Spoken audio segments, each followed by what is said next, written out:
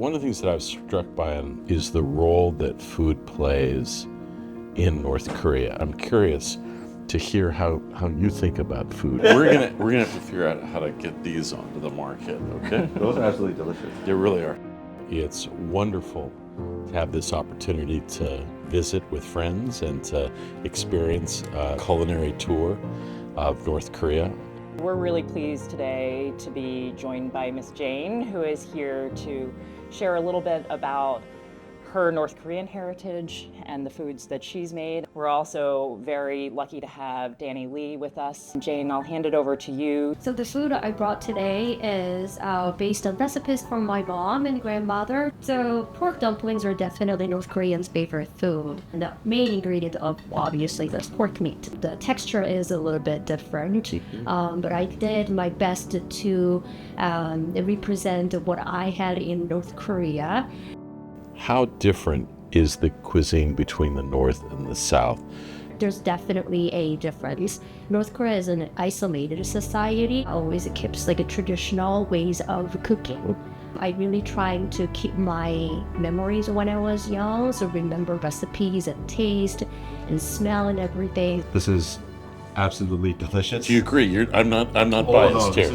I'm kind of freaking out because it's like so special to eat this. So as you think about Korean food and about increasingly how Korean food is going global, right? What influences have impacted Korean food over the course of the last few decades? Obviously, the rise of the internet and the popularity of Korean culture and mainstream pop culture. It got people internationally more curious about Korean culture as a whole. And that in turn spurred a huge spike in the United States, not just interest in Korean food, but more opportunities for chefs to really innovate and take their food that they grew up eating and make it their own. I'm sitting next to you and I can sense a little nostalgia for you thinking about your family. I learned from my mother, who learned from her mother and her grandmother in Korea. So we try to keep those traditions alive. I think there's a need across the United States for more restaurants to really keep on promoting some of these classic recipes, which tells a story about our heritage and our culture, not just with South Korea, but Korea as a whole. In some of the books about North Korea, they talk about people who gather mushrooms and other things. How has that been adopted and adapted into North Korean cuisine?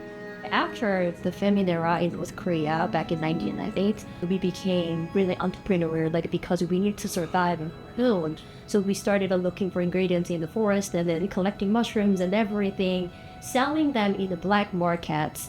I think that actually led to the development of the capitalism.